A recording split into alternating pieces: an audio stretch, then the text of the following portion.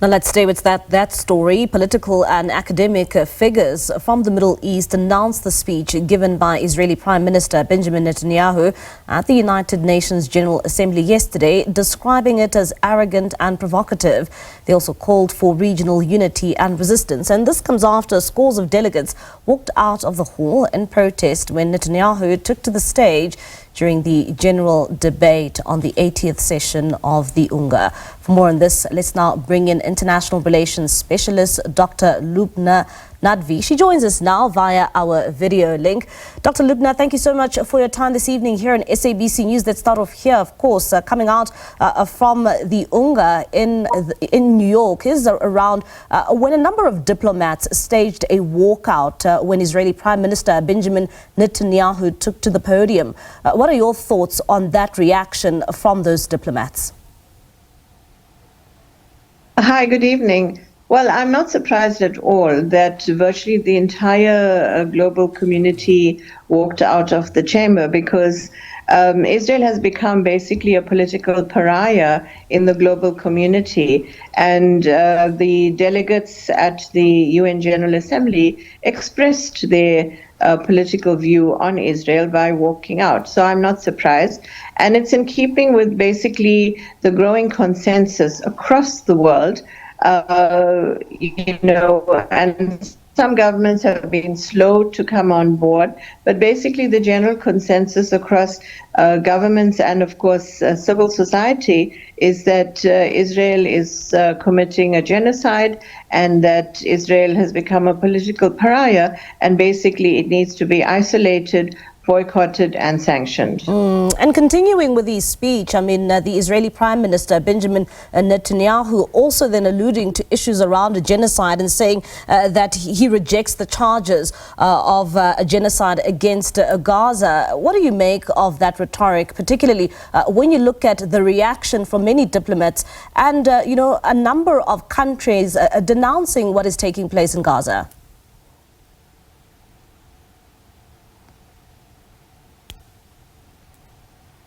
Well, he would, of course, try to spin it, if I can use that term, because obviously the Israeli government does not want to be held accountable for its actions.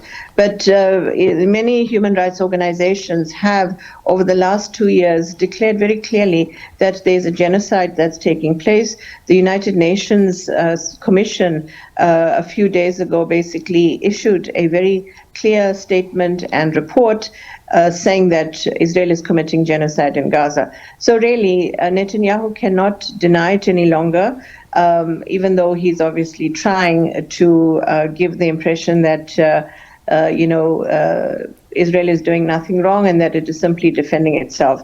The way in which that Israel has conducted its military campaigns and its basic behavior across the Palestinian territories is nothing short of, condemnation, and basically it refers to the fact that it is committing human rights violations, and regardless of what Netanyahu says, the global community has very clearly declared that Israel is committing genocide. And Dr. Lubna, the conversation once again is growing when it comes to a solution for the people of Palestine and the people of Israel, and that comes to that two-state solution, and that conversation is now back again, once again in the spotlight following the tensions in the Middle East. Is this the only solution where we can find peace and harmony between these two nations?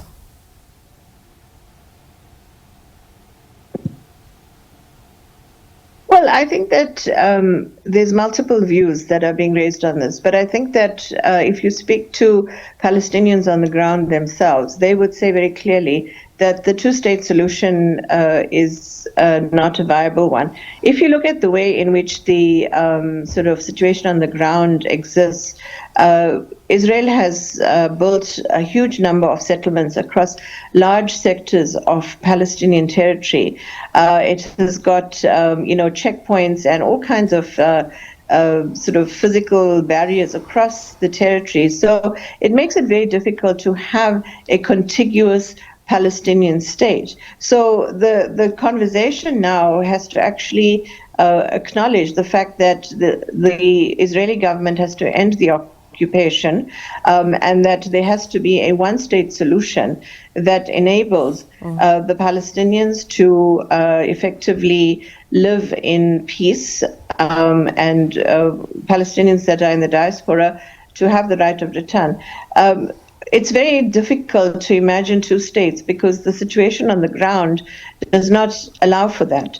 As I said, the illegal settlements that Israel has built has basically stolen large chunks of Palestinian land. So where are the Palestinians going to have their own state? So effectively, the real solution lies in the ending of the occupation, the dismantling of the occupation infrastructure, the ending of the genocide in Gaza, and to allow the Palestinians to have a conversation and to decide their political future and to decide for themselves what their political solutions should be, instead of imposing anything on them, because that's basically what's been happening.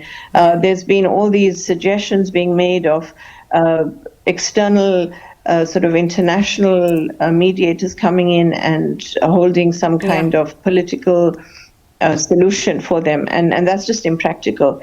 So you've got to allow the Palestinians to decide for themselves what they want as a final solution. And Dr. Lubna, before I let you go, I mean, just today in Cape Town, we saw South Africans taking to the streets, and of course these are organized groups of civil society groups and religious groups taking to the streets to show their solidarity for the people of Palestine. You know, what is the impact of protests of this nature when we continue seeing them take place throughout the world and being in solidarity with the people of Palestine? What impact does it have in terms of applying pressure when it comes to the conflict taking place in the Middle East?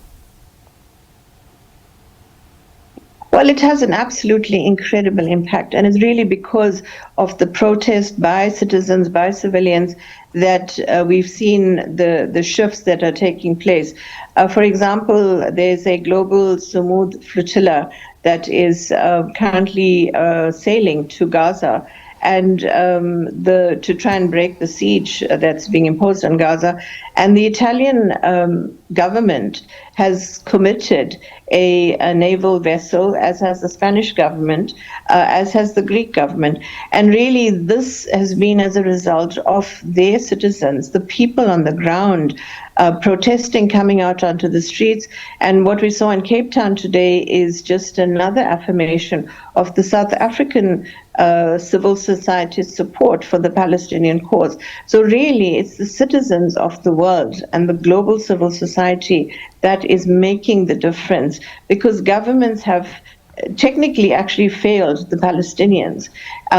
You know, they should have actually had military and political solutions in place to assist the Palestinians, but they haven't. So it's meant that the citizens have had to come out onto the streets and engage in protest action and raise their voices in order for governments to hear them. And that's why now you see governments like Italy, Spain, Greece, and others acting and doing something for the Palestinians.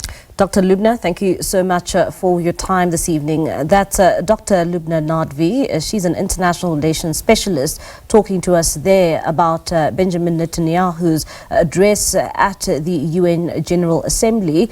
And of course, also at the same time, talking about the protest in which that took place in Cape Town.